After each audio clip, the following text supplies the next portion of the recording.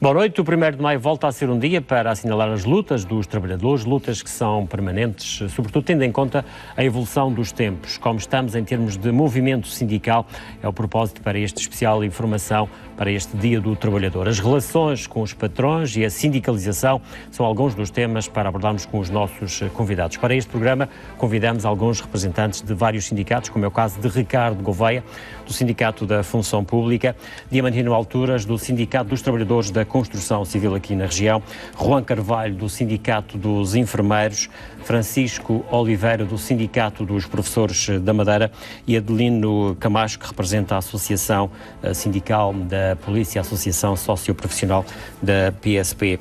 Vamos, naturalmente, ao longo deste programa, abordar com estes convidados as questões ligadas aos trabalhadores, ao movimento sindical e às lutas que estes sindicatos travam. Começando aqui pelo Diamantino Alturas, talvez a pessoa com mais anos de sindicato aqui, dos que estão aqui presentes, passados 45 anos do 25 de Abril, ao longo, enfim, destes 45 anos, como é que tem visto a luta sindical? A luta sindical hoje não tem muita diferença de há 45 anos atrás, vamos lá ver. Eu comecei na luta sindical ainda um pouco antes do 25 de Abril, mas pós 25 de Abril entrei imediatamente nela.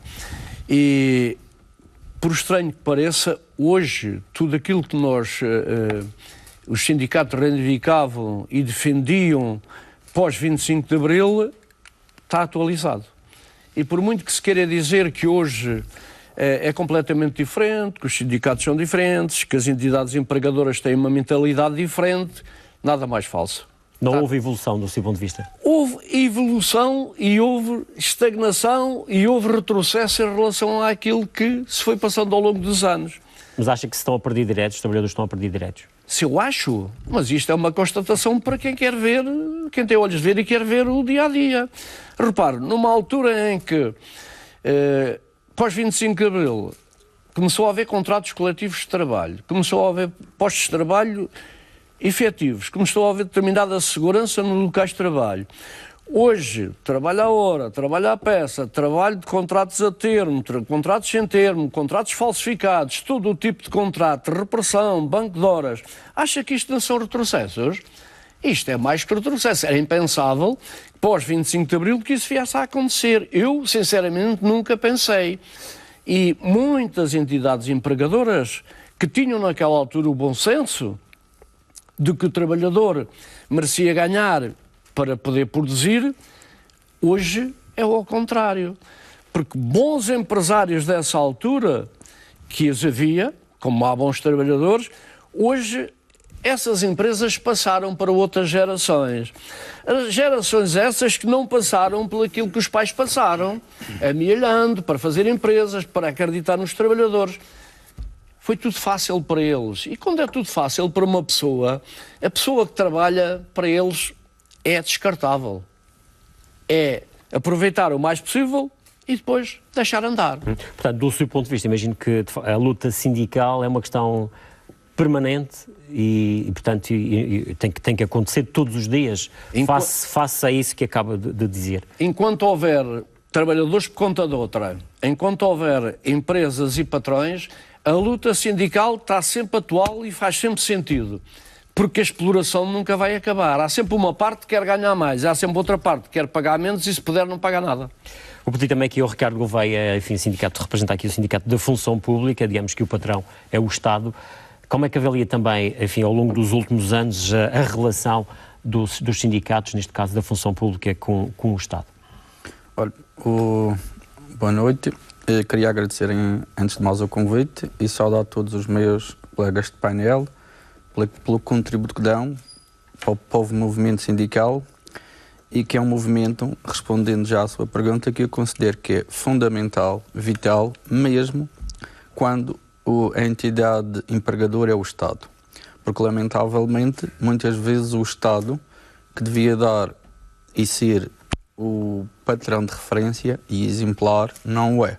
E no que diz respeito à situação profissional dos trabalhadores em funções públicas e do sector empresarial público, a última década e meia foi autenticamente vergonhosa.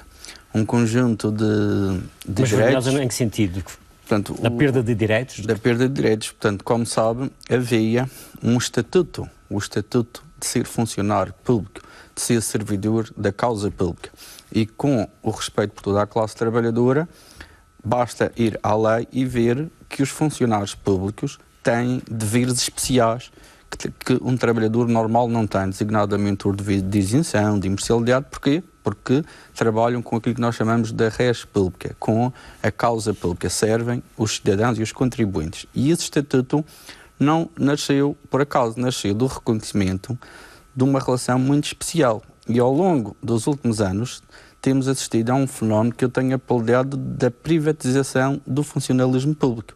Não só no que diz respeito àquilo que era um estatuto, que era o estatuto do trabalhador, do funcionário público, basta ver que até o nome mudou, que é a tal desvalorização. Antigamente chamava-se funcionário público, agora chama-se trabalhador conveniente de contrato de trabalho em funções públicas. Portanto, na função pública, aquilo que foi uma conquista de um estatuto que se justificava pela especialidade das razões deve continuar em cima da mesa, e os trabalhadores do Estado não podem baixar braço e devem lutar pela reconquista do seu estatuto, porque um funcionário público era nomeado. O ato de nomeação era um ato solene.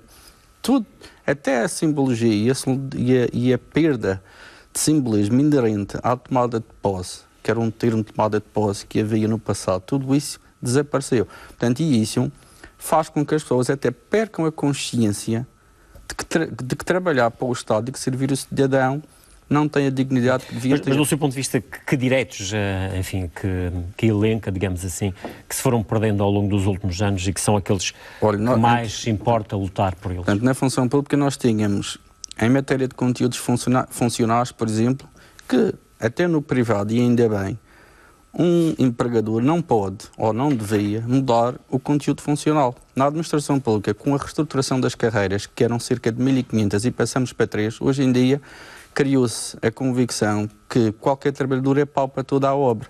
Portanto, as pessoas, aquilo que foi o contrato que o Estado assumiu com elas, no que diz respeito ao conteúdo funcional de ingresso, esvaziou-se. O regime das progressões também foi revogado. Criou-se uma tabela remuneratória única que é vergonhosa e anedótica e que até põe em causa a nossa credibilidade enquanto país no contexto internacional, porque é uma tabela que prevê 11 e 12 posições em que o regime para qualquer trabalhador aceder a alguma posição necessita de 120 anos, de 100 anos, para chegar lá, quando se sabe que, ninguém chega lá. A esperança média de vida é inferior, e ainda mais uma carreira profissional que pode chegar aos 36, 40 anos. Portanto, isto tudo são situações injustas. Por exemplo, o regime de avaliação. É um regime de avaliação. A avaliação para que é que serve? Para motivar.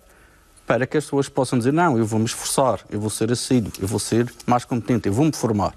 Nós criamos um sistema de avaliação da administração pública que parte de um pressuposto completamente errado, que desde logo há nascença que nem todos os trabalhadores podem ambicionar a ter uma boa nota, porque as boas notas vão ser só para alguns. Portanto, isto tem de ser revogado e é uma das reivindicações que está em cima da mesa. São lutas que vamos ter a oportunidade de falar ao longo do programa. No caso dos enfermeiros, Juan Carvalho, pelo menos as últimas horas, imagino que sejam para sorrir no que diz respeito aos enfermeiros aqui na região. Refiro-me, enfim, ao contrato que foi assinado esta semana com o Governo Regional. Boa noite a todos, obrigado pelo convite e cumprimentar os telespectadores lá em casa.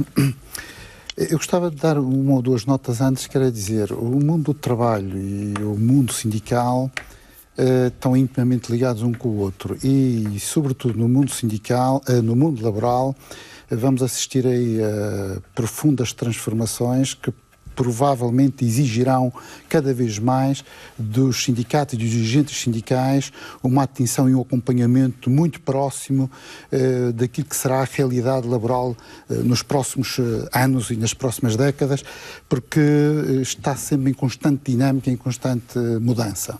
Com as máquinas a substituírem a componente humana. Sim, por exemplo, esse é um dos desafios que o trabalho continuará a ser central na vida das pessoas e será sempre um grande fator de produção de riqueza, isso não tínhamos dúvidas.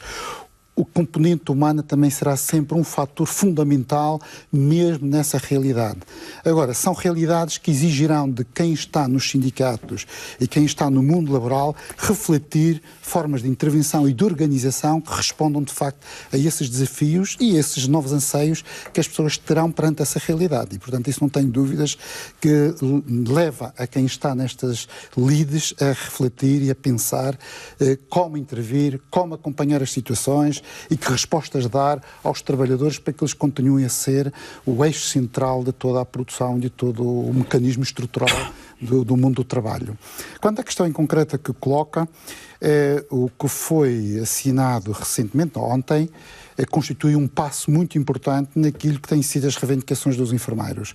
Ou seja, são 15 anos de congelamentos, e quando falamos em congelamentos quer dizer que os enfermeiros em 2004, como a generalidade dos trabalhadores da administração pública, por via de uma lei, pararam nas suas perspectivas de desenvolvimento profissional. Ou seja, o que vinha até ali, que era de tempo a tempo, de 3 em 3 anos, consoante as carreiras, no caso dos enfermeiros, de 3 em 3 anos, de haver uma motivação remuneratória que estimulasse o tempo, a aprendizagem, a aquisição de novos conhecimentos, estagnou, parou em 2004. E só com o orçamento de 2018 é que surge a oportunidade de voltarmos a dizer que, em função da experiência, nos conhecimentos e daquilo que é a progressão normal das pessoas no mundo laboral, passam a ter novamente a perspectiva de ver as suas remunerações melhoradas. Ora, e o que ontem assinámos com a Secretaria Regional é apenas uma ata de entendimento que terá um percurso legislativo até um diploma que será aprovado na Assembleia Legislativa, penso eu, que será aprovado na Assembleia Legislativa Regional, consagrará a forma como é que se aplicará o processo de descongelamento aos enfermeiros, porque cada carreira é uma realidade e cada percurso profissional também é uma realidade, e dentro dos enfermeiros temos diversos percursos profissionais que havia naquele documento tentar clarificar um conjunto de situações. E está tudo, do vosso ponto de vista, está tudo clarificado, mas está aqui a dar a entender que eventualmente ainda só depois das coisas estarem mesmo concretizadas é que acredita? A concretização será por via de um decreto legislativo regional. Claro. Até lá ainda há um caminho a fazer. Agora, nesta fase, naquilo que dependia da intervenção dos sindicatos, e nomeadamente do SARAM, o SARAM fez tudo o que estava ao seu alcance, e isto é uma matéria que já acompanhamos há uma década e sempre defendemos um conjunto de princípios em torno destas matérias, que quando ela foi consignada no Orçamento de Estado, nós perspectivamos logo qual seria a melhor solução ou os contributos que contribuiriam, digamos assim, deixem-me passar o termo, claro, para termos no terreno um conjunto de situações que não, em vez de complicar, melhorassem a aplicação do processo. Ora, o nosso objetivo durante este conjunto de reuniões que culminou ontem com a ata de entendimento foi plasmar num documento um conjunto de princípios e de critérios que levem a que mais para a frente, quando se operacionalizar o mecanismo, não tenhamos as chatices e os problemas que até porque levantar. As questões já estão orçamentadas, fala-se no valor já definido para esta... Sim, pelo aquilo que nos foi dito e pela informação que tivemos, já há um determinado valor, consoante o número de profissionais que o Serviço Regional de Saúde tem, e que, em princípio, haverá cabimento orçamental, digamos assim, sim, por aí, para as várias situações que se venham a detectar no terreno. O Adelino Camacho representa aqui a Associação Sindical da Polícia, digamos assim, que tem vários sindicatos, portanto, a realidade, digamos, sindical nos profissionais da polícia é relativamente recente. Como é que o Adelino Camacho também avalia, digamos assim, o papel dos sindicatos na polícia? Boa noite. Cumprimentar aqui os tantos colegas do painel e agradecer uma vez mais o convite feito pela RTP, na pessoa do Gil Rosa, que vai permitir que as pessoas, os nossos concidadãos, tenham algum conhecimento sobre as nossas instituições, pelo qual estão aqui representadas pelos sindicalistas, como é o meu caso. Portanto, respondendo à sua pergunta, digo-lhe já que é muito importante o sindicalismo da polícia e faz todo o sentido a existência do sindicato na proteção não só dos nossos direitos, dos direitos, neste caso, dos profissionais da PSP, e especialmente na luta e até mesmo na conservação e manutenção dos nossos direitos, especialmente aqueles que são direitos adquiridos e que, como sabem, isto é transversal a todos, estamos a perder ao longo do tempo. Portanto, também se passa o mesmo, portanto, na PSP. Temos aqui, eu posso falar só 2 ou 3 exemplos. Falo, por exemplo, na assistência na doença, que é uma preocupação constante. Falo na pré-apresentação, falo também na apresentação, em que continuamos a pagar uma taxa de sustentabilidade e que nós temos uma outra força de segurança nas mesmas circunstâncias do que nós e que eles não têm taxa de sustentabilidade e nós temos essa taxa de sustentabilidade. Portanto, e por ser importante, a ASP pertence, como sabem, e somos membros da Comissão Coordenadora Permanente, onde estão os maiores sindicatos das forças e serviços de segurança. Como também por inerência, também fazemos parte, também somos membros do Conselho Europeu dos Sindicatos de Polícia. Portanto, e tudo fazemos, e por esta importância do sindicalismo, tudo fazemos e estamos preocupados, especialmente para que as novas gerações que estão a entrar na PSP compreendam e valorizem cada vez mais o sindicalismo. E eu creio que também passa-se nos outros sectores, claro, que sobretudo os mais jovens, em que andam cada vez mais afastados dos sindicatos e muitos deles já se interrogam o porquê da sua utilidade. A verdade é esta. Agora, mas o que é facto é que também começam a aparecer cada vez mais sindicatos. No caso da PSP, isso, aliás, tem sido falado, fala-se na existência de 16 ou 17 certo, mas organizações antes de chegar a esse sindicais. Ponto, permita-me... O que eu lhe pergunto é porque é que há de facto esta dispersão e se ela é saudável? Mas antes de responder a isso, ou seja, neste prisma, o sindicalismo é importantíssimo, não há dúvida nenhuma. Agora, isto tem aqui um senão, é como tudo na vida. Ao contrário aqui dos meus parceiros, como sabem, a PSP não tem direito à greve. Logo, para nós, as comemorações do 1º de Maio, por exemplo, eu reconheço que é uma data importantíssima para todos os trabalhadores, inclusivamente nós, acabamos por ser trabalhadores. A verdade é que nós não está consignado, portanto, não temos direito à greve. Portanto, a vossa organização sindical é, digamos assim, uma situação à parte em relação aos outros sindicatos? É à parte porque também a nossa função é outro sector, digamos, é outra administração, pertencemos à administração interna, como é lógico. Mas acha que fazia sentido na polícia também haver a possibilidade de greve? Ou seja, o que eu queria dizer era, o 1º de Maio, onde eu queria chegar era isso, portanto, o 1º de Maio, e atrevo-me a dizer mesmo, que passa ao lado da grande maioria dos polícias. Por 2 razões. Por ser um dia normal de trabalho para nós, ou então pela falta de reconhecimento que temos tido ao longo destes anos, sobretudo dos governos e da Assembleia da República, em não consignar este direito, que é um direito que está previsto na Constituição, portanto, não é inconstitucional. Nós não compreendemos que em pleno século XXI não tenhamos direito à greve. E não somos só nós, é evidente, mas a parte de Espanha somos dos poucos países claro. que não temos direito aí está à greve. Um dos pontos onde, com certeza, que os sindicatos continuam empenhados a lutar por esse direito. Obviamente que sim. Agora, a questão que me colocou há pouco é complexa, é subjetiva, mas do meu ponto de vista até é fácil de responder, porque eu estou mesmo a ver o Ministro da Administração Interna negociar com 16 sindicatos. Isso é quase impossível haver ali um consenso. Portanto, ainda bem que já existe um projeto de alteração da lei sindical.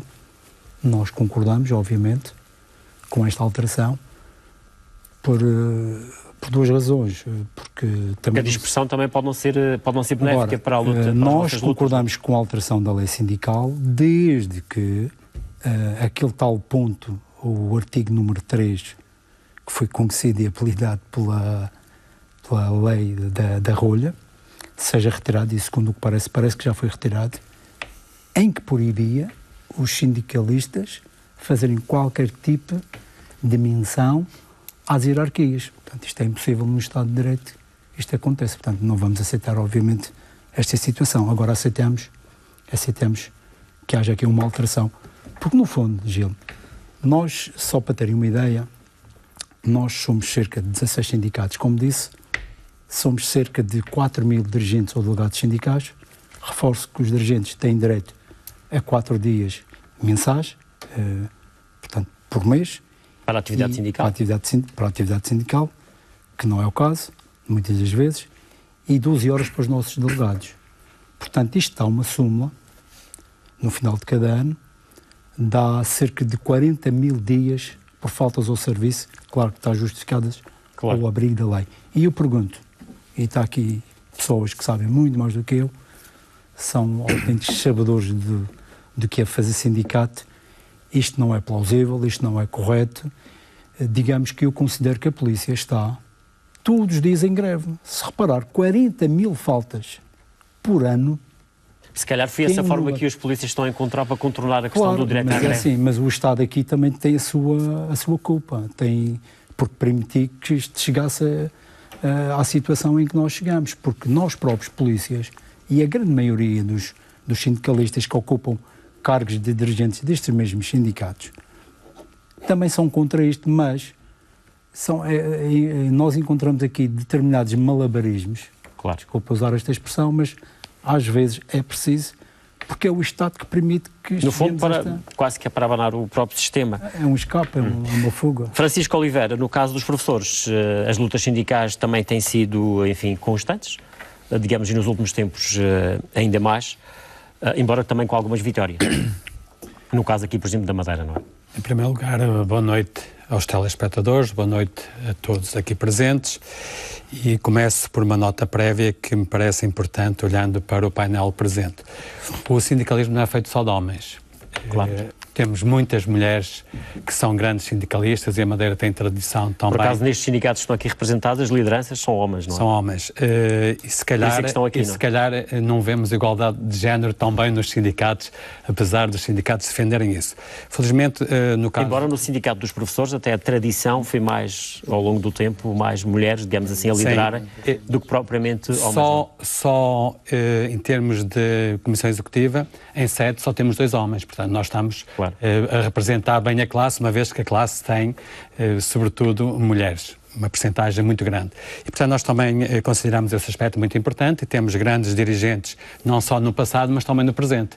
Elas não estão cá hoje, estou eu a representar o sindicato, mas poderia estar uma das 5 colegas que estão na executiva a trabalhar comigo. E, certamente, estaríamos muito bem representados.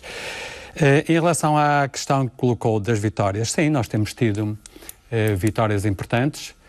Nós tivemos uma vitória que foi de todos os professores e os educadores que se envolveram, que foi a regulamentação da recuperação do tempo de serviço.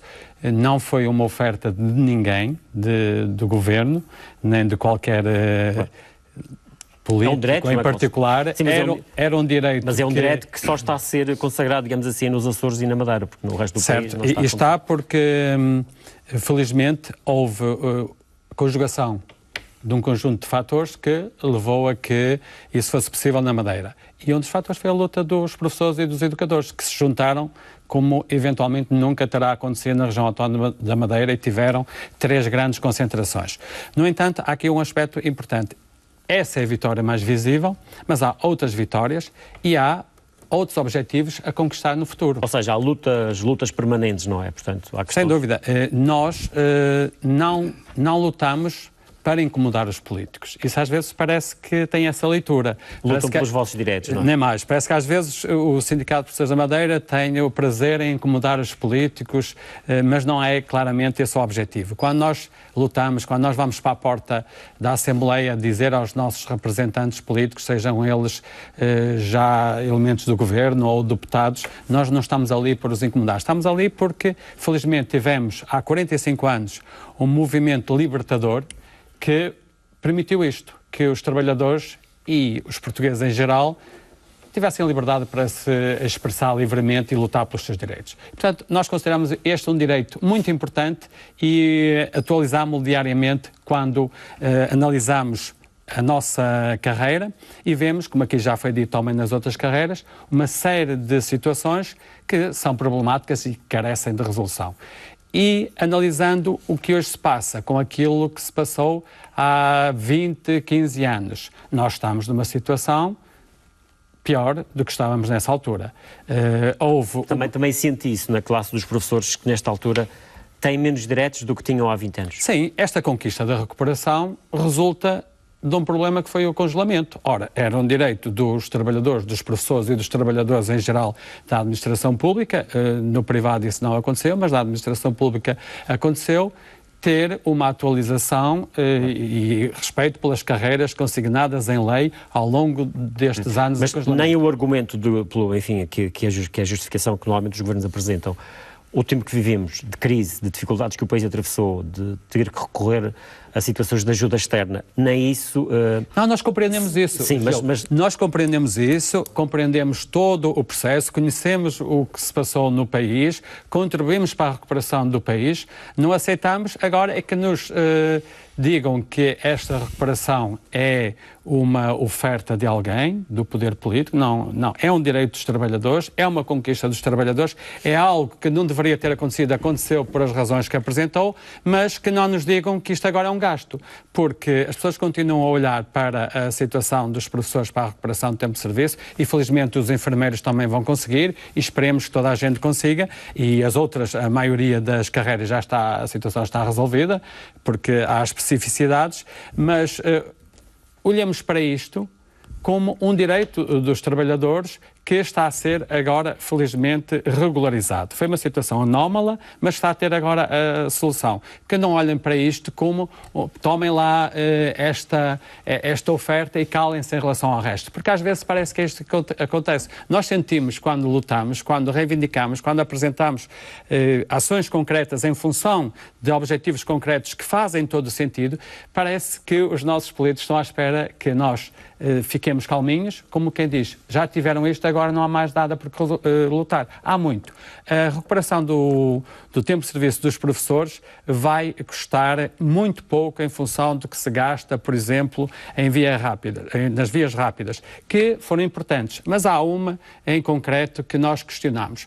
Como é que podemos aceitar que os poucos quilómetros que faltam entre a Feijó da Ovelha e a Ponta do Par custem 80 milhões e não se acha que isso é muito, até porque a população tem alternativas e boas alternativas, como ouvimos população local a dizer que chega ao Funchal agora muito rapidamente, e depois, quando 6.500 trabalhadores ao longo de 7 anos vão ter direito a um reacerto, um progresso na sua carreira, que é uma regularização de algo que foi irregular e que vai custar na casa dos 30 milhões ao longo de 7 anos, achamos isto muito.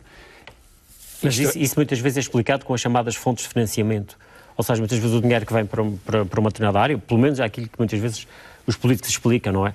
O dinheiro que é para uma determinada área não pode ser utilizado noutra. Os políticos conseguem o dinheiro para as áreas que querem. Quando, por exemplo, há fundos comunitários ou outros fundos, até inclusivamente nacionais, que só podem ser para aquilo, não é? Pois, parece que quando se pensa dessa forma, e nós compreendemos, também sabemos um bocadinho de elaboração de orçamento, se conseguem compreender de facto este tipo de justificação, mas parece isto, é que gasto com trabalhadores é um mau gasto. Gasto com estradas e com betão é um bom gasto. Mas aqui e nós não aceitamos isto de maneira nenhuma, mas aqui já se colocaram também outras questões importantes.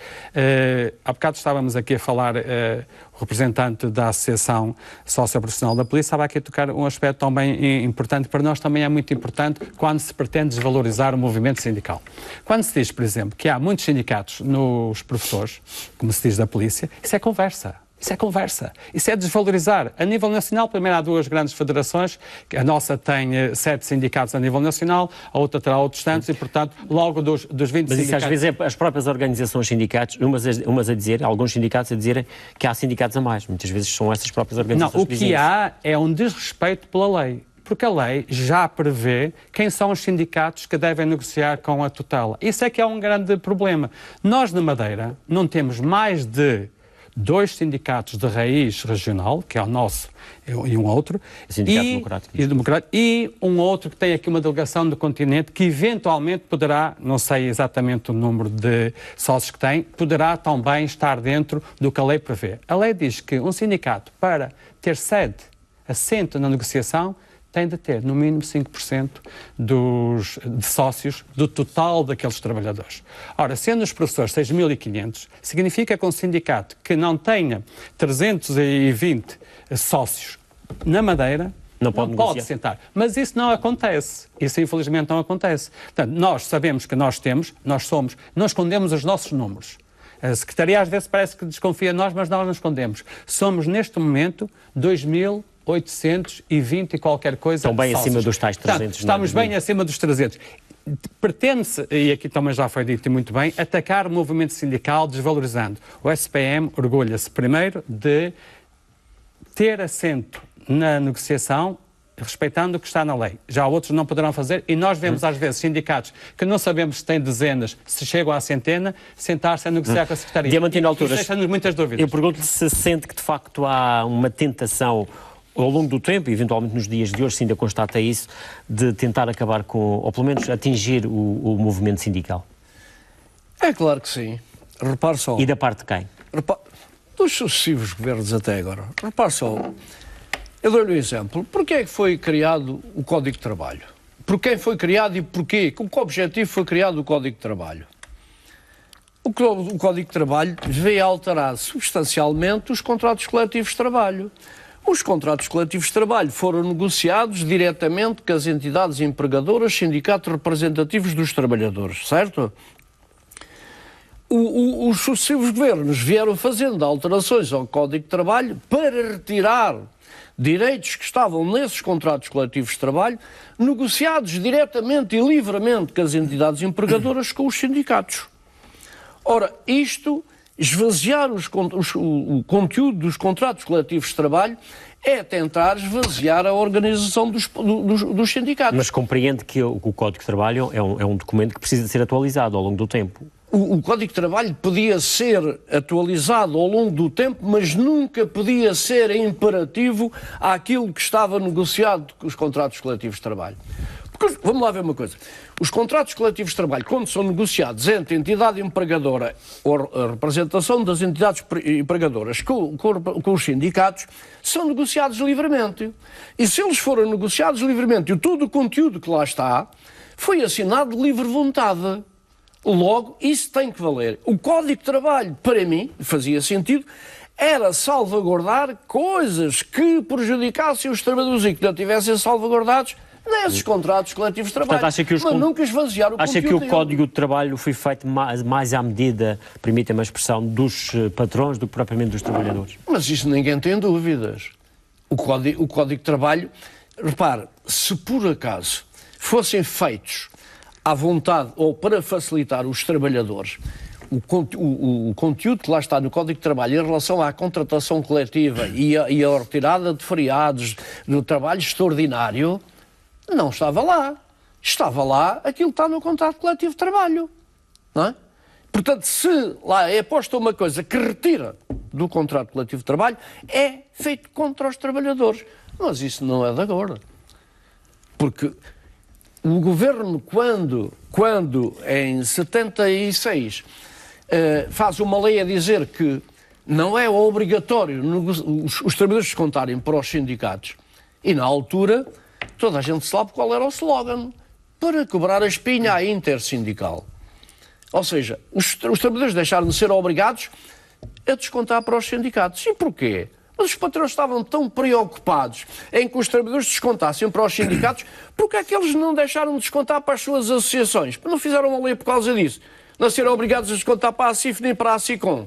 Com certeza que um trabalhador não sindicalizado é um trabalhador fragilizado.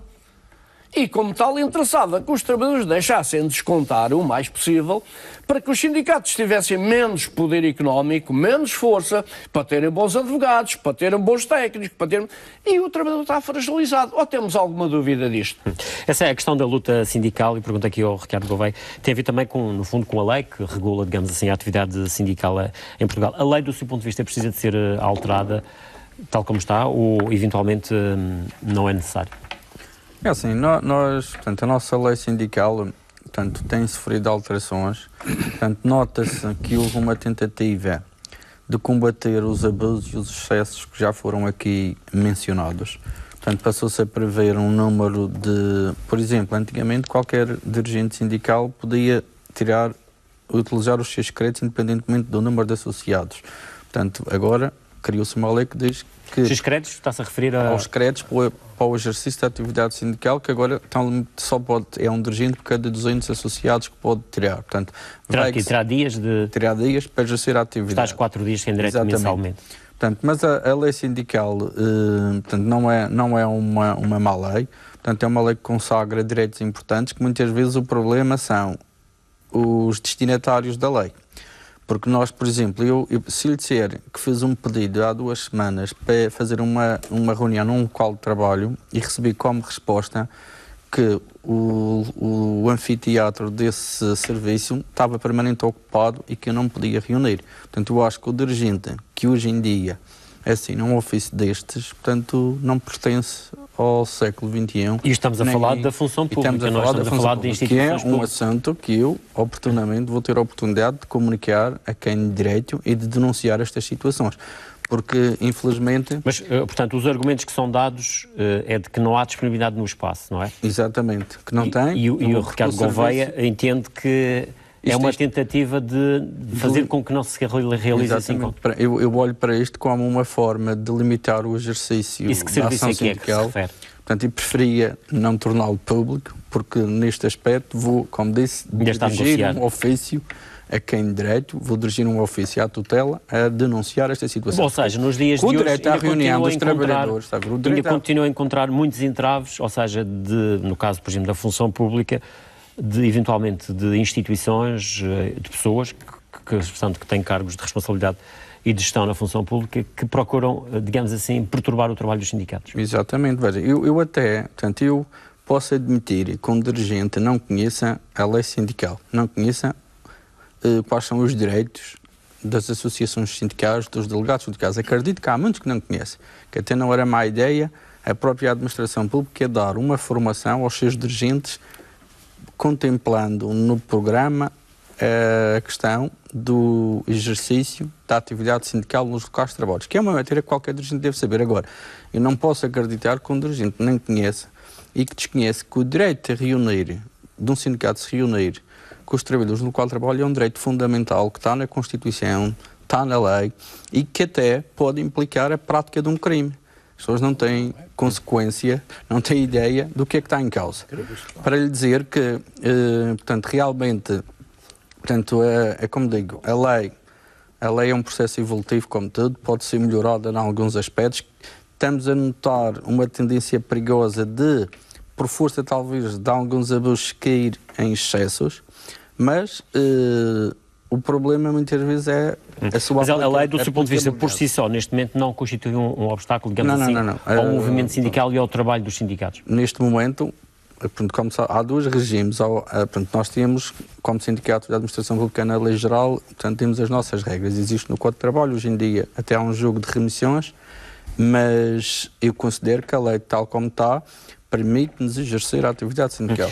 O que muitas vezes se nota é a insensibilidade de algumas hierarquias, de alguns dirigentes, para compreender e respeitar o direito das associações sindicais. No caso da PSP de Lim Camacho, tem algumas dificuldades, muitas vezes sente dificuldades o vosso sindicato na relação com as hierarquias para, enfim, colocar em questões, se bem que aqui, digamos o patrão, digamos assim, dos sindicatos da polícia é o Estado, mas depois a relação é com as hierarquias da própria polícia, não é? Certo. Portanto, na verdade, eu, por exemplo, quando entrei no sindicalismo, havia inicialmente parte da hierarquia e também, estendendo-se também à própria tutela, à administração interna, havia uma certa desconfiança e os próprios dirigentes e delegados sindicais tinham algum receio, tinham medo de represálias, enfim. E, portanto, e falar que, por exemplo, com os colegas ou nós como sindicalistas, dirigirmos a determinados departamentos, a determinadas esquadras. Inicialmente, falo no início dos anos 90, os próprios colegas fugiam também para não sofrer essas mesmas represálias.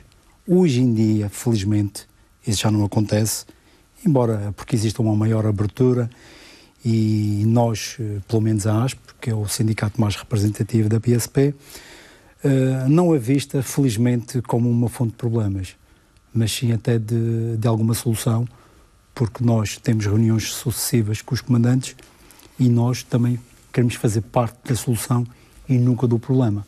Enfim, temos aqui uma ajuda fazemos uma certa pressão dentro daquilo que é razoável e dentro daqueles parâmetros que são as nossas competências, nós pressionamos, entre aspas, a hierarquia, e essa mesma hierarquia, felizmente, e falando aqui no Comando Regional, não tem tido, nos últimos anos, qualquer tipo de problema, qualquer tipo de pressão, porque todos eles aceitam e veem-nos com bons olhos.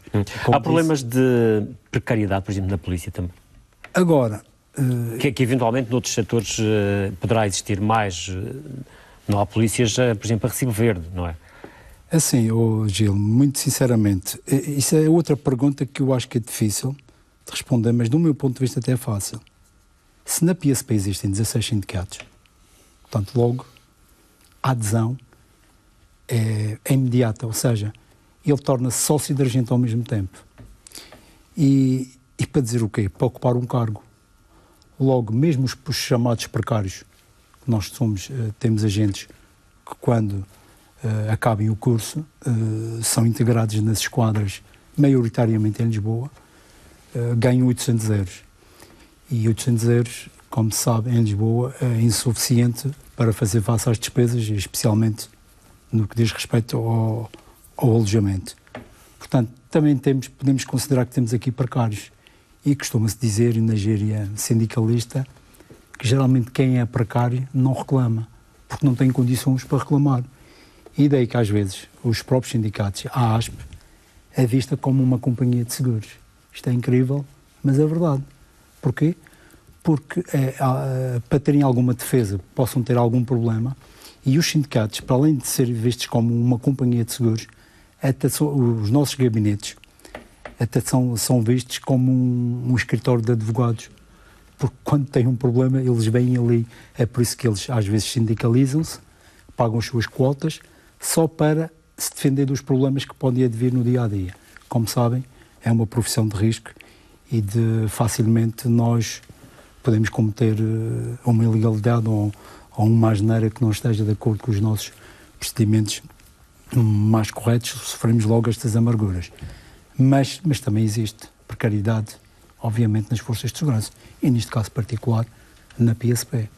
Juan Carvalho, no caso dos enfermeiros, é fácil, por exemplo, digamos assim, cativar as pessoas que vão entrando na profissão para serem associados? E aqui já entrava numa questão que é, no fundo, os sindicatos se continuam a ser apelativos, porque vê-se muitos trabalhadores dizerem que não confiam, que não acreditam, que não se sindicalizam, que é uma despesa pagar, digamos assim, a cota mensal, e, portanto, como é que vê isso? Com alguma apreensão, mas eu gostava de referir que, por exemplo, em termos de legislação laboral, convém ter aqui a ideia, a noção de que ao longo das últimas 3 décadas a legislação laboral foi sofrendo alterações e as alterações nunca foram para melhor ou para benefício do trabalhador, foi sempre para deteriorar as condições, os ambientes de trabalho e as condições de trabalho dos trabalhadores. Na administração pública, até o final da década de 80, princípio da década de 90, houve alguns ou muitos ganhos em muitos setores. Mas a partir de determinada altura o caminho foi sempre este. E então nos últimos anos, na última década, foi claríssimo da parte do Estado haver um corte de um conjunto de direitos dos trabalhadores sobre aquela falácia de que os trabalhadores da administração pública eram os privilegiados em relação ao resto do país. Aliás, até se chegou a dar a ideia neste país que os trabalhadores da administração pública foram os causadores da crise que levou o país à situação que todos conhecemos. E, portanto, isto foi um argumento utilizado por trabalhadores do público e do privado para atingir determinados objetivos. Mas ainda há situações diferentes entre a função pública e o resto. Cada vez menos, cada vez menos. Hoje, cada vez mais... Até o nível, mais... por exemplo, dos próprios salários mínimos são diferentes, não é? Sim, sim. Há algumas ainda diferenças, mas essas diferenças cada vez mais tendem a esbater-se. E a realidade hoje dos setores são praticamente idênticas. Mas quem é que se aproximou? Foram os sindicatos digamos assim, a questão foi ao contrário. Do setor privado que se aproximaram? Não. Ou foi foram ao contrário. Foi dos trabalhadores da função pública que foram nivelados pelos trabalhadores do setor privado. E, portanto, esta dicotomia, esta guerra entre uns e outros, serviu precisamente para o governo pegar em alterações legislativas para nivelar por baixo. E hoje temos em muitas áreas, olha, por exemplo, mas quando falamos em trabalhadores governo, hoje é igual tanto no setor público como no setor privado. É um exemplo de que se nivelou por baixo, por exemplo. Mas quando se fala em governos, nós estamos a falar de governos que abrange, digamos assim, já várias áreas. Um aspecto político bastante alargado, não é? Bastante alargado, já bastante alargado. Exatamente. Portanto, o que eventualmente revela que há aqui alguma dificuldade por parte também de quem governa para poder, digamos, responder a todas as reivindicações e solicitações que surgem do movimento sindical. Ou seja, eu acho que os sindicatos têm sido até muito ponderados nas reivindicações que apresentam. É porque, depois de tudo o que aconteceu, os sindicatos, exceto ultimamente, nos últimos anos, porque assim, isto durante muito tempo, manter uma situação de aperto como se manteve no tempo da Troika, isto chega em determinada altura, como se costuma dizer, tem que haver válvulas de escape a algum lado. E, portanto, começa-se a assistir a um conjunto de situações que, até em termos sindicais, deve levar a alguma reflexão, como eu referi há pouco, no seio dos sindicatos. Mas também há aqui uma outra questão, é que os trabalhadores organizados em torno de sindicatos causa sempre alguma apreensão do outro lado. E a tendência às vezes é que os sindicatos, os trabalhadores organizados, não têm as mesmas armas e os mesmos instrumentos que, por exemplo, o governo ou muitas entidades patronais. E, portanto, estamos aqui sempre a falar de um desnível muito acentuado entre quem decide e quem governa em relação a quem trabalha. E, portanto, os sindicatos aqui são, de facto, uma alavanca junto dos trabalhadores para que se conquiste um conjunto de coisas que, ao longo dos anos, se perdeu. E por isso eu continuo a dizer que os sindicatos são fundamentais para qualquer Estado de Direito Democrático e continuam a ser fundamentais para os trabalhadores verem nessas organizações como pilares de defesa dos seus direitos. Diamantino Alturas, do seu ponto de vista, os sindicatos precisam de se adaptar aos novos tempos ou já estão adaptados? Inclusivamente, enfim, aquela questão que tinha colocado aqui há pouco, que é de ver-se muitos trabalhadores e ouvir-se muitos trabalhadores dizem que não se sindicalizam porque não se revêem, digamos assim, na forma como os sindicatos se posicionam. Repare, respondendo diretamente à pergunta do Gil Rosa, se os trabalhadores hoje se revêem ou não nos sindicatos, é um pouco preocupante. Porquê? Os antigos trabalhadores e os antigos sindicalistas, tudo o que os trabalhadores têm hoje, foram conquistados com luta. E quando há pouco se falava aqui de vitórias, eu não considero, como dizia o Rui muito bem, que não foi vitória, foi repor aquilo que lhe tinham tirado. No nosso tempo, que nós começámos pós 25 de Abril, de facto foi reivindicar, foi conseguir ter um contrato coletivo de trabalho que não tinha, foi ter férias que não tinham, foi tentar ter subsídio de Natal que não tinham. Tudo isto foram direitos que estes trabalhadores, estes sindicalistas antigos conquistaram, foram conquistados com reivindicação. Esses trabalhadores eram chamados para a luta, eram chamados para a greve, eram chamados para não sei o quê, eles compareciam imediatamente porque sabiam que não tinham nada nessa altura. Hoje, a juventude é um tanto ou quanto diferente, mas já lá vou mais para esclarecer isto melhor. Hoje, os trabalhadores entram no mundo do trabalho, têm um contrato coletivo de trabalho, têm férias, têm subsídio de férias, têm 13º mês, têm o complemento das horas extraordinárias. Agora, não se esqueçam de uma coisa, muitos desses direitos estão a ser perdidos, gradualmente estão a ser perdidos. E os trabalhadores não estão a perceber isso? Não estão a perceber no sentido de não aderirem, digamos assim, àquelas que são as lutas que os sindicatos convocam? Não estão a perceber porque politicamente os nossos sucessivos governos não lhe interessa que a juventude compreenda.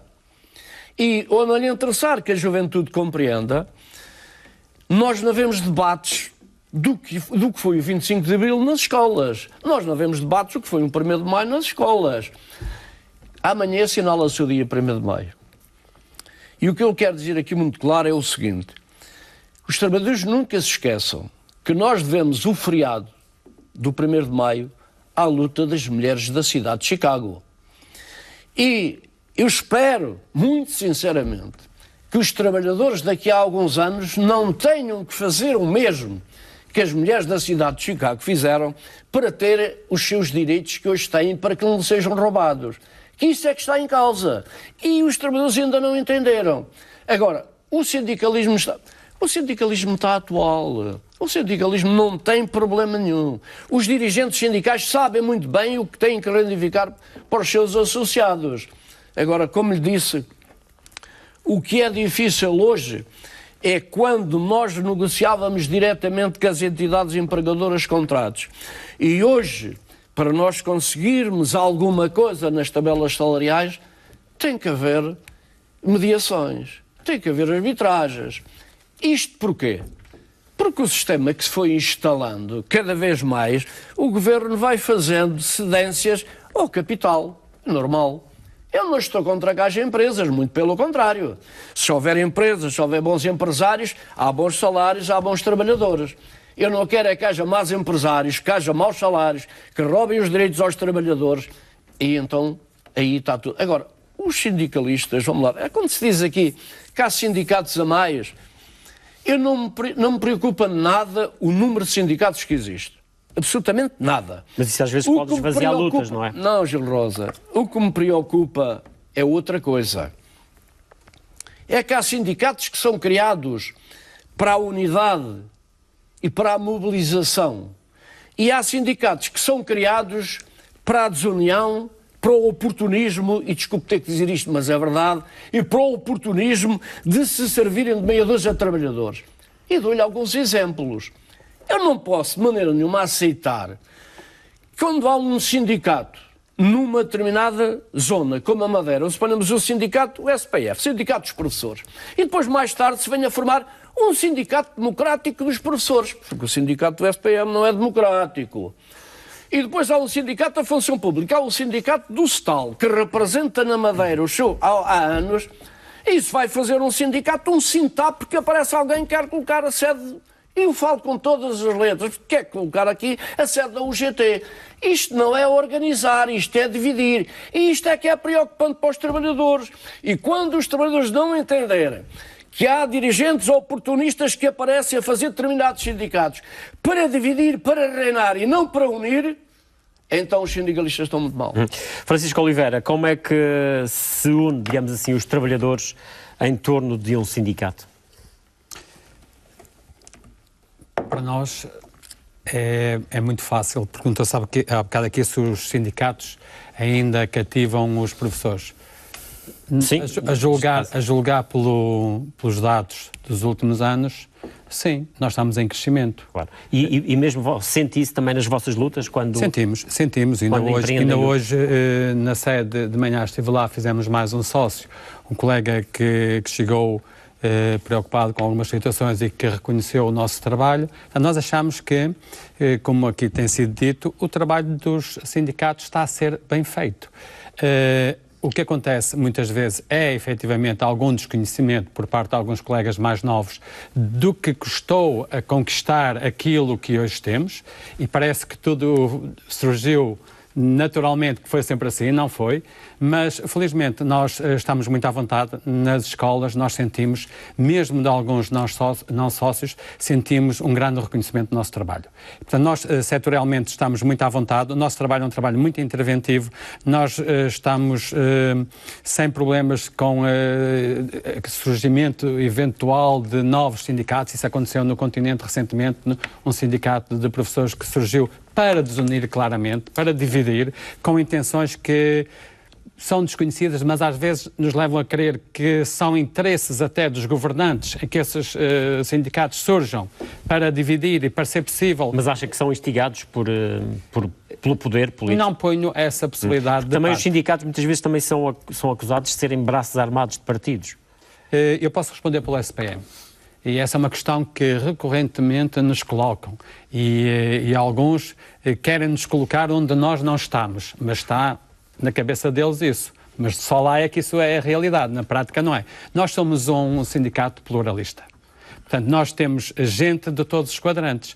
E é muito fácil ver que se o SPM é o maior sindicato de professores da região autónoma da Madeira, com 2.820 e tal sócios, não sei quantos é que terá o outro, mas eventualmente será um terço do SPM, E nós, conhecendo o espectro político da região autónoma da Madeira, ninguém vai pensar que os nossos sócios estão sindicalizados porque nós somos do partido A, B, C ou D. Não, as pessoas estão sindicalizadas e nós sabemos, conhecemos a história política da Madeira, partidária mas quando eu falo numa questão do tal braço armado de partidos, obviamente não me estou a referir a um sindicato em concreto, mas estou-me a referir a situações que muitas vezes são descritas em termos de opinião pública e até pelos próprios governos, que eu pergunto se o Francisco Oliveira, da leitura que faz do movimento sindical em Portugal e também na região, se eventualmente acha que é justo este tipo de crítica, em alguns casos. O que eu conheço, não. Agora, que há a intenção de muitos partidos de se servirem tão bem do SPM, e não é só o partido do A, B, C, são todos, servir do SPM, sim. Isso há claramente a intenção de muitos partidos dominarem os sindicatos. Agora, nós, e eu conheço o nosso caso, não conheço a realidade de outros sindicatos, mas nós temos a certeza que não somos um sindicato partidarizado. E isso é muito importante para nós, porque nós temos uma ação independente. Nós agimos em função daquilo que é a análise da realidade da profissão docente, com os nossos dirigentes, são vários dirigentes por todas as escolas da região autónoma da Madeira, com os nossos delegados, e definimos a nossa estratégia de luta em função disso. Portanto, não é o partido A, B, C ou D que nos diz o que é que nós temos que fazer, longe disso. Agora, sentimos-nos muito independentes e ainda bem que, olhando para os dirigentes do SPM, nós vemos que estão lá pessoas de todos os partidos, ou melhor, simpatizantes de todos os partidos. Eu não sei se os meus colegas, quer dirigentes, quer delegados sindicais, eu não sei se eles são filiados em algum partido. É que não sei mesmo. Agora, eu sei que não sou filiado em nenhum partido, nem nunca fui, e portanto estou muito à vontade para isso. Eu queria só dar aqui Isto é um debate, portanto, podem intervir sempre que acharem. Eu queria só dar aqui uma chega agora que disse aqui o Francisco, que tem a ver, de facto, com a pergunta que o Gil Rosa fez, o braço armado de determinados partidos. Sim. É lógico, e também ao contrário, partidos que se querem aproveitar dos sindicatos. É lógico que os governantes e algumas entidades da direita associem os sindicatos que são o braço armado do partido A ao partido B de esquerda. Porquê? É lógico. Se os sindicatos fazem manifestações, fazem reivindicações, nós vemos lá nessas manifestações e nessas concentrações, geralmente, as forças de esquerda que estão de acordo com os direitos dos trabalhadores. Mas vemos lá, de facto, as associações patronais. Mas se houver uma organização das entidades empregadoras, nós vemos lá os tais partidos que apoiam essas organizações, mas não vemos lá os tais partidos de esquerda. É lógico que façam essa associação. Porque se eles se eles associam isso, tem toda a legitimidade de ser. E eu fico muito contente de ver quando nós fazemos reivindicações, manifestações, concentrações de trabalhadores, ver lá determinados partidos que, de facto, zelam pelo interesse dos explorados. Não partidos oportunistas que aparecem às vezes a dizer que querem, mas não querem. Claro, eu gostava de introduzir aqui uma outra questão, talvez começando ali pelo Adelino Camacho, tem a ver com o papel, digamos, das entidades que devem zelar pelas condições, nomeadamente a inspeção do trabalho. No caso da PSP, como é que se processa aí essa questão e como é que o sindicato, neste caso a associação ao qual o Adelino Camacho está ligado, vê este papel das entidades que têm a obrigação de zelar pelos direitos dos trabalhadores? Que eu saiba, no caso concreto da polícia, nós não temos lei de segurança, portanto, no trabalho, não está ainda implementado. Embora já estejamos há cerca de 3, 4 anos a reivindicar essa situação, que eu saiba, não existe.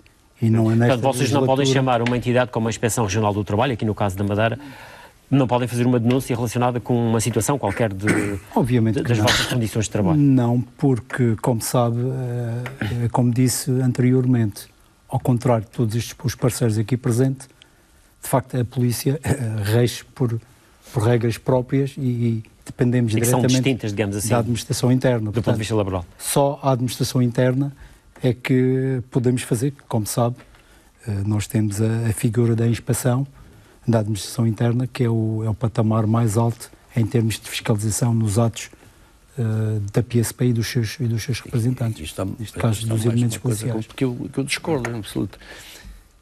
Toda a gente devia ter direito à greve. Os juízes têm direito à greve. Os médicos têm direito à greve. Os professores têm direito à greve. Porquê é que as forças de segurança não têm direito à greve? Qual é a diferença? Fechar um tribunal fechar uma repartição de finanças, fechar uma escola. E qual é o problema das forças de segurança na matéria de greve? Já agora acho que há uma lacuna enorme. Acrescentar o que o Sr. Diamantino diz, e bem, o que nós não compreendemos, como eu disse há pouco, é que em Portugal existem forças de segurança que têm direito à greve. Sim, GNR. Não, a GNR não tem. Os guardas prisionais. É a Guarda Prisional, sim, e a Polícia Judiciária. Exato. E eu pergunto aqui aos senhores se isto tem alguma razão de ser. Ou seja, nós, desde 2008, temos vindo sucessivamente, em termos europeus, os direitos humanos, e foi decidido que não. E agora, ultimamente, Espanha. Também não consegui. Portanto, nós já estamos no século XXI e nós não compreendemos. E existe na lei, que é bom salientar, que o argumento que se usa para a PSP, portanto, é para a função, porque estão ligados à segurança pública. Mas a lei prevê, com isso. É um argumento que discordo. Certo. É um argumento da lei. Ainda bem. Porquê? Porque a lei da greve tem mecanismos que são... Existe a requisição civil, existem os serviços mínimos, e vocês, como qualquer classe profissional, deviam ter esse direito. Porque a lei prevê mecanismos que, sendo exercidos corretamente, não vão pôr em causa a segurança pública. Aliás, portanto, é um falso argumento. Posso realçar e reforçar aqui aquilo que o doutor acabou de dizer, que apesar de nós não termos este mecanismo, uma coisa certa, o garantir o direito à greve aos polícias, eu tenho quase a certeza que a maior parte deles, claro que isto tem que ser com regras, com algum equilíbrio, como é óbvio, porque não podemos estar numa manifestação fardados e armados. Isso é contra a natura, são contra todas as regras e nós também não concordamos. Agora, lamentavelmente, eu faço a relembrar um episódio muito importante, que foi nos finais dos anos 80, lembra-se perfeitamente disto, os cheques e molhados. Se eu me lembro. Na altura do primeiro-ministro Cavaco Silva. Lamentavelmente, eu estava na altura na tropa, eu usava já uma farda e não gostei de ver aquilo. Aliás, qualquer cidadão repudiou ver aquelas imagens. Mais recentemente tivemos uma situação às portas da Assembleia da República. E eu para dizer o quê? Que se o legislador criar um mecanismo em que nós temos que ser obrigados a garantir o serviço mínimo, porquê não criar cotas? Porquê não criar o outro tipo de condições para que o direito à greve fosse também respeitado? Porque tenho a certeza que os próprios polícias são os primeiros a cumprir com a lei. Mas sobre isto, só fazer este comentário, eu também sou um defensor de que a polícia devia ter o direito à greve. Porque, por exemplo, no setor da saúde, também não pode parar, não é? Também estamos a pensar, por exemplo, na greve de enfermeiros, abandonar os serviços assim simultaneamente. Há um conjunto de regras que obrigam a determinados comportamentos. Ora, na polícia, que se estude ou que se verifique, mas ela já prevê isso. Que há a questão dos serviços mínimos e a própria requisição civil, não é? Se for o caso disso. Sim, mas a requisição civil estamos a falar em último patamar. Claro, mas antes desse tem os serviços mínimos. Desculpe, e o mais incrível que pareça... Permitem que se... Claro, desculpe. Que se regulamenta essa matéria. E são os próprios sucessivos governos que permitem que a polícia esteja neste patamar. Infelizmente, a grande maioria dos sindicatos não são um exemplo. Porque o sindicalismo na polícia acaba por ser até banal e até mesmo corriqueiro. Porquê? Porque os dirigentes encontram no tal mecanismo, no tal gozo dos créditos, porque uma coisa certa, quem fica prejudicado... Ou seja, os sindicatos, no fundo, aquilo que está a dizer, os sindicatos que aparecem na polícia é mais para interesse particular, digamos assim, do que propriamente o interesse coletivo. Eu gostava... Infelizmente. Sobre esta questão... Só que, desculpe, o problema é que nós temos esquadras em todo o país, departamentos policiais, serviços, completamente desguarnecidos, à mercê desta tal banalidade que se faz do sindicalismo. O sindicalismo não é isto. Nós defendemos o sindicalismo, sobre este obviamente. Aspecto, que, por exemplo, no caso da polícia, a criação dos sindicatos na polícia está regulamentada por uma lei que já foi revogada, que é 84/99, que já não existe hoje. E por isso, de acordo com o que o Dr. Ricardo dizia hoje, há um conjunto de regras, até para o exercício da atividade sindical, que do meu ponto de vista até veio piorar e veio dificultar a vida em muitos sindicatos, nomeadamente sindicatos médio-pequenos, como o SARAM, por exemplo, em que dificultou o exercício da atividade sindical, ao passo que na polícia aplica-se ou ainda se mantém uma lei que já vem da década de 90. Sim. E, portanto, é natural que essa lei com as condições que tinha, permite que haja aqui um conjunto mais alargado. Posso entrar? Repara uma coisa. É tanto mais oportuno o debate que estamos aqui a fazer. Se nós repararmos como o sindicalismo é importante, como o movimento sindical está atual, nós fizemos uma retrospectiva um pouco atrás, chegamos à triste conclusão do seguinte: aqui há 30, 40 anos atrás, quem é que fazia greve em Portugal? Eram os sindicatos operários, eram os sindicatos estivadores, eram esses sindicatos. E hoje quem é que tem feito as maiores greves? É juízes, é funcionários públicos, é toda a gente também, das classes... Nós sofremos muito nos últimos anos. Está bem, mas é por isso que eu estou a dizer, cada vez está mais atual. Nós olhamos para o país, parece que a classe laboral que se manifesta é a da função pública. Porquê? Porque tem razão. Doutor, mas isso tem a ver com aquilo que eu estava a acabar de dizer, é que quando se fazia greves, era só naquela altura as classes operárias, porquê? Que eram aquelas que de facto, em termos corretos, eram espezinhadas. É, exatamente. A partir de determinada altura, começou a chegar às tais classes médias ou classes privilegiadas, como se chamava na altura. Não é? Como se chamava na altura. Há uma ideia que entre os bancários e tudo. E agora, toda a gente faz greve. É o sindicato dos juízes, é o sindicato dos Só não fazem os que não podem, que é o caso da polícia, porque senão também faziam. Por isso eu digo que eles devem ter direito à greve. Ora, está aqui a prova que os sindicatos fazem falta, quer o dos juízes, quer todos, fazem falta para no momento em que cada classe... Eu sou um sindicalista de uma nova geração e nem tenho problemas a admitirem. Quando eu comecei, vinha com alguns ideais e pensava que a lógica da responsabilidade social, da conciliação era a melhor. Hoje, e chego à conclusão que não. A melhor é a luta. Por isso é que eu digo. Eu digo que o sindicalismo hoje, o excesso de uma postura conciliatória é perigoso para o movimento sindical. Costumo dizer que o movimento sindical não pode vestir peles de cordeiro, senão vai ser engolido pelo conformismo conciliatório, vai perder a sua identidade. E nós nascemos no seio da reivindicação. E o movimento, e hoje, depois de ver também como é que se consegue provocar mudanças, chega à conclusão que a nossa matriz não nasceu por acaso, deve ser preservada, exercida com equilíbrio, com liberdade, dentro das regras de um Estado democrático de direito, mas não se deve cometer excessos no que diz respeito a uma certa esperança de que se vai resolver as coisas com certo diálogo e é bem, porque o tempo vai passando e nós vamos perdendo, que foi o que aconteceu nos últimos anos. Portanto, é preciso lutar sempre. Francisco Oliveira, o papel de entidades que têm a obrigação de zelar, digamos assim, pelos direitos dos trabalhadores, como, por exemplo, da inspeção do trabalho? Essa é óbvia e toda a gente sabe, mas eu até dizia a responsabilidade logo da tutela. A tutela tem também a obrigação de respeitar... Claro, toda a gente tem a obrigação, não é? Toda a gente tem a obrigação, mas eu aqui quero trazer aqui uma situação concreta, já se falou aqui dos direitos sindicais e, felizmente, no geral, no que diz respeito aos sindicatos de professores da Madeira, até reconheço que a tutela tem reconhecido, por exemplo, em termos de decretos sindicais, reconhecer que há uma realidade aqui diferente da do continente, porque é inadmissível transpor a lei nacional para a região.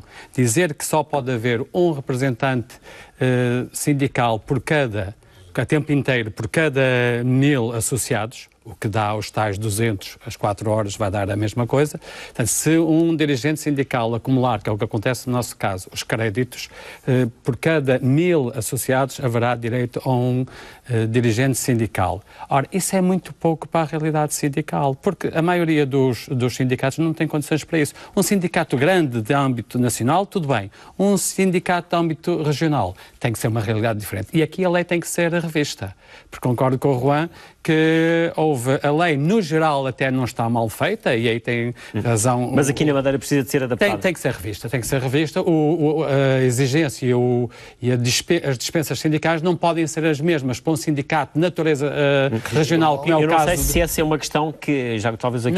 Mas eu gostava de dizer... Só para perceber aqui um ponto, se esta questão, do ponto de vista legal, como o Ricardo Gouveia, que também é jurista, se esta é uma matéria que a Assembleia Legislativa pode legislar também. Portanto, é assim, eu entendo, portanto, nós, no que diz respeito à função pública, por exemplo, há matérias que nós não podemos, mas no que diz respeito à adaptação da lei do exercício da atividade sindical, eu entendo que a Madeira, dentro dos poderes da sua autonomia política ou administrativa, pode fazer ajustamento. Também a nossa interpretação também é essa, e isso é prioritário que se faça aqui na região. Senão, o que é que acontece? Acontece que os sindicatos estão na mão da tutela, nas dispensas sindicais anuais. Isto é impensável. Quer dizer, e tenta-se, muitas vezes, condicionar a atividade sindical em função disso. Mas a tutela condiciona? Tem condicionado? A tutela, a partir do momento que anualmente é preciso ver o rácio de dirigentes a tempo inteiro para além do que está na lei dos tais, o tal dirigente por cada 1000, que é de todo insuficiente, então os sindicatos aqui na Madeira não podiam trabalhar. O SPM teria direito a quase 3 dirigentes, o que é de todo insuficiente para a realidade, uma estrutura toda de âmbito regional, enquanto no continente há sindicatos que têm 10.000 e têm uma estrutura nacional. Para ter uma estrutura regional consistente, sólida, para se poder trabalhar, este rácio é insuficiente. Portanto, é preciso rever isto. Felizmente, a tutela tem aberto a possibilidade de haver outros colegas a tempo inteiro para além deste rácio, mas é uma negociação anual e isto condiciona, quer se queira, quer não. Isto não pode ser uma negociação anual. Isto tem que ser uma negociação que deve ser a revisão a nível da Assembleia Legislativa Regional, mas enquanto isso não acontecer, para o mandato de cada governo. Agora, há aqui... Digamos que fica esse desafio, digamos assim. E há um outro aspecto que eu queria realçar, que, por um lado, há sim senhor abertura total, mas, por outro lado, há alguns elementos da tutela que parecem condicionar a atividade sindical. Nunca foi posto em causa na Madeira, e no continente foi, mas felizmente no continente foi, mas há 2 anos para cá não está a ser posto, a reunião sindical podia ser em qualquer ponto onde os sindicatos achassem conveniente. A Madeira nunca pôs entraves a isto. Ultimamente estamos a ter entraves a isto. As faltas dos nossos sócios de atividade sindical clara fora das escolas de origem estão a ser justificadas. Isto é inadmissível. Nós não podemos aceitar isto. Isto é um passo atrás em relação àquilo que eram os direitos adquiridos dos trabalhadores. Os trabalhadores têm direito à reunião onde os sindicatos convocarem as iniciativas. O Sindicato de Professores da Madeira tem uma iniciativa para o dia 8 de maio, em frente à vice-presidência, por causa da pré-reforma, que a lei está aprovada, mas não está a ter efeito nenhum. É inadmissível que não aceitem justificar as faltas ao abrigo daquilo que são os direitos, que são 15 horas anuais para qualquer trabalhador, que ao abrigo da dispensa que o SPM pedirá para os colegas, justificando assim as faltas. Portanto, são retrocessos que são importantes, às vezes passam despercebidos, mas que condicionam a atividade sindical. Juan Carvalho, não sei se também, muitas vezes no seu caso, também sente um pouco isso, de algumas tentativas de, digamos assim, de travar um pouco aquilo que são as vossas lutas e reivindicações, utilizando estes meios portanto, não permitir, digamos assim, que os vossos direitos sejam todos respeitados. Em termos de atividade sindical, as diversas atividades que nós costumamos fazer pelos serviços, não temos tido a tutela impedimentos para essa atividade. Esta questão que o Francisco Oliveira acabou de colocar também coloca-se no caso dos enfermeiros, que às vezes a compatibilização entre o exercício da atividade profissional e a dispensa para participar em reuniões, e aí encontramos às vezes algumas dificuldades de reunir os enfermeiros. Agora, há uns 2, 3 legislaturas atrás, tínhamos mais alguma dificuldade, de facto, de ir para o terreno e passar pelos serviços a sensibilizar os colegas. Mais recentemente, temos conseguido penetrar mais nos serviços e falar. Não tem sentido tantos obstáculos? Sim, nesse aspecto não temos tido uma afronta direta àquilo que é a prática, porque também o Sindicato dos Enfermeiros da Madeira tem procurado sempre, de acordo com o quadro legal vigente, procurar explorar, no bom termo, aquilo que a atividade sindical permite para ir ao encontro dos sócios. Agora, também convém dizer aqui uma coisa. Sindicatos regionais, como o dos professores, como o dos enfermeiros, para dar a resposta ao conjunto de coisas que hoje se colocam, às vezes é com muita dificuldade. São muito solicitados, vocês, no caso sim. Pelos com vossos muitas associados. questões, muitas dúvidas, e então com uma constante alteração da legislação laboral que tem acontecido ao longo dos últimos anos, e então agora nesta fase dos descongelamentos, claro. E os novos colegas que vão entrando na profissão, sindicalizam-se logo ou nem por isso? Não vou negar que gostaria que houvesse uma maior sensibilidade desses novos colegas para a sindicalização. Há, de facto, quase que um distanciamento dos novos colegas para aquilo que é a verdade e a necessidade de estarem organizados em torno de um sindicato. Mas também convém dizer que, da nossa parte, temos também alguma dificuldade, porque neste momento só temos um dirigente que consegue estar a tempo inteiro para organizar toda uma logística regional em torno da atividade sindical. E, portanto, é muito complicado. Enquanto se persistir o problema que o professor Francisco Oliveira aqui colocou, vamos continuar a ter dificuldade em organizar com consistência a intervenção sindical. Nós estamos mesmo é um dos fatores que hoje abrange vários sindicatos de forma transversal. Nós estamos mesmo a concluir o programa, ainda temos um minuto, talvez dava esse minuto aqui ao Diamantino de Alturas, como sendo o decano, digamos assim, dos sindicalistas aqui na Madeira. Que mensagem é que o senhor deixa para quem entra agora os trabalhadores que entram no mundo laboral e que naturalmente vão ser confrontados com lutas pela frente? Olha, Gil Rosa, eu, os meus 44 anos de dirigente sindical, que são mesmo 44 anos, a mensagem que eu deixava aos jovens que entram agora para o mundo do trabalho é que não se esqueçam do seguinte: a união faz a força. E o trabalhador sindicalizado é trabalhador defendido. E que nunca vá na conversa de que o sindicato não faz falta. Agora, há jovens que entram para o mundo do trabalho e incutiram-lhe que eles têm a inspeção de trabalho e não precisam do sindicato. Nada mais falso. Eles são despedidos de uma empresa, vão à inspeção de trabalho, a inspeção faz-lhe a reposição dos salários em atraso. Mas se ele tiver reposições de salários, se tiver indemnizações e tudo isso, a inspeção de trabalho já não a faz. Ele tem que ir novamente ao sindicato para lhe tratar deste assunto. E, portanto, é a prova de que o sindicato é a arma secreta que o trabalhador tem para se defender da entidade empregadora. E o valor que se paga ao sindicato pode não ser... É uma insignificância. E não é por acaso qualquer empresário que forma a sua empresa se filia imediatamente na ACIF, na ACICOM, ou outra associação qualquer. É porque ele acha que lá está defendido. O trabalhador deve servir de exemplo que está defendido no sindicato e deve se sindicalizar. Se não está de acordo com a direção que lá está, é muito fácil. Fazem uma Assembleia Geral, fazem uma nova direção e põem novos dirigentes. É tão fácil. O sindicalismo é democrático. O sindicalismo tem nos seus estatutos, é independente do Estado e é independente das igrejas. E como tal... Resta-me agradecer a vossa presença, ao Adelino Camacho, ao Juan Carvalho, também ao Ricardo Gouveia, ao Diamantino Alturas e ao Francisco Oliveira. Foi um prazer tê-los por cá neste Dia do Trabalhador. É o ponto final nesta especial informação. Boa noite.